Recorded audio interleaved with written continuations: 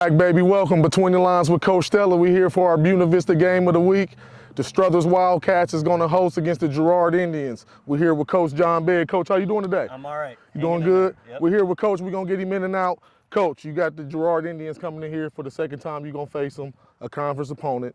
Tell them some strengths. Tell them guys out there some strengths that Girard Indians present as far as for your team. I mean, they're an explosive team, man. They have been throughout the past years, and they really got a lot of weapons they can use. So it's really hard for a defense to prepare for an offense where they spread it out and they can go 1, 2, 3, 4 guys. Right. You know what I mean? So that's, something challenging for us, and they did a great job last time against us, so we're just trying to hone in on perfecting us. Right. You know what I mean? We're not going to try and stop every play they run, but we want to perfect what we do on defense. Absolutely, absolutely. When you look at Girard, of course, it's all start with the quarterback, Tough McConaughey.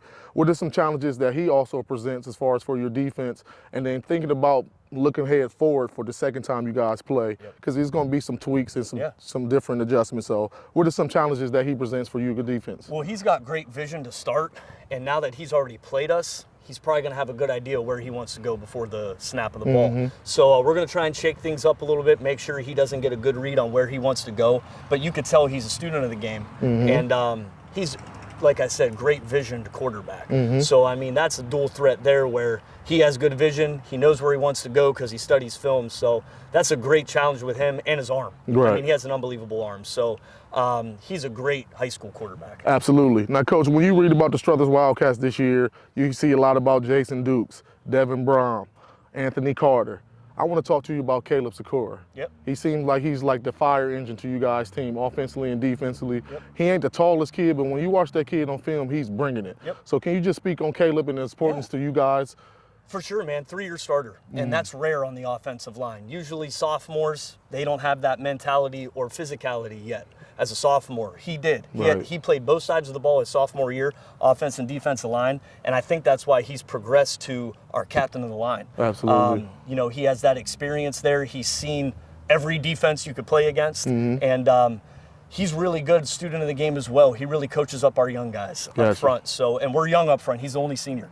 So for him to take that role, it's been awesome watching him grow as an offensive lineman and defensive lineman. But he really does anchor us up front with mental and physicality. Right. Now let's talk about them playmakers. Jason Dukes, Devin Brom, Anthony Carter. Tell me, how does it feel on game night when you're on Friday night, it's 3rd and 4, 4th and 3, and you know you got 3, 4 options you can give the ball to, depending on who hot, depending on scheme, depending on field, depending on your gut.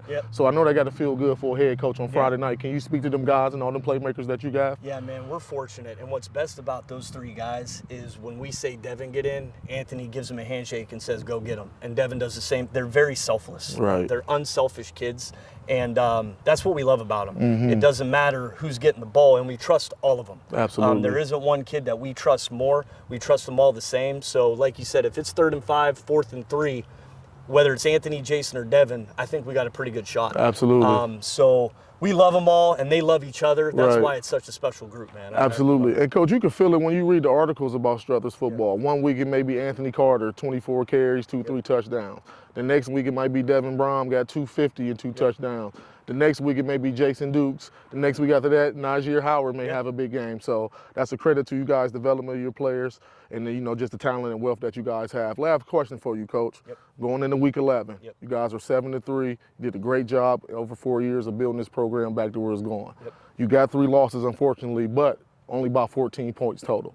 Do you feel like your guys are battle tested going into week 11? And to me, I think you were in the toughest conference locally. I'm talking about Triple Mahoney County. I think you guys were playing in the toughest conference we have. So speak to you guys as it's kind of like your leadership and kind of your grit going through the season and losing 3 games, unfortunately, but only about 14 points. And I'll kind of allude to that. Throughout 10 games, you get to games where you kind of have a blip. And either the defense doesn't show up, the offense doesn't show up.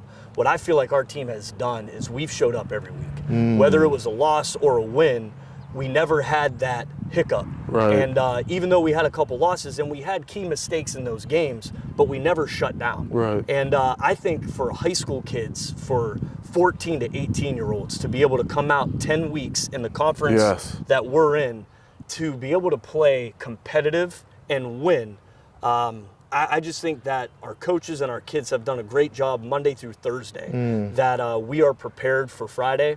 And I think that's what I take pride in with this team. Every week, our fans saw a game. Right. And whether it came down to the last second or we won big, we came out and we balled. And that's what we do. So I'm really proud of our coaches and our kids for always fighting, whether it was a tough loss or a big win. And I think we get better every week. Right. You know, some teams you stay the same. We tell our kids in practice, if you're not getting better, if you're staying the same, you're getting worse. So for us to keep progressing, our young offensive line is getting better every week. Our veterans are getting better every week. So that's something I really take pride in too. Absolutely. To get high school kids to show up Monday through Thursday and buy in, it's a lot easier said than done. Absolutely, and I definitely understand that of being a former coach. Like, I don't think the outside world, parents, administrators, teachers, everybody, I don't think they quite get these are still 14 to 18-year-olds. And a lot of times now, in the times we live in, 14 to 17-year-olds. You don't get that 18-year-old senior as much. So to me, sound like you guys don't flinch, Coach. That's a testament to you, their parents at home, and the community. So, Coach, good luck this week. Thanks. One of the best young coaches we got in the area, John Bayuk. You know, I'm a friend. I'm rooting for you, baby. Good luck.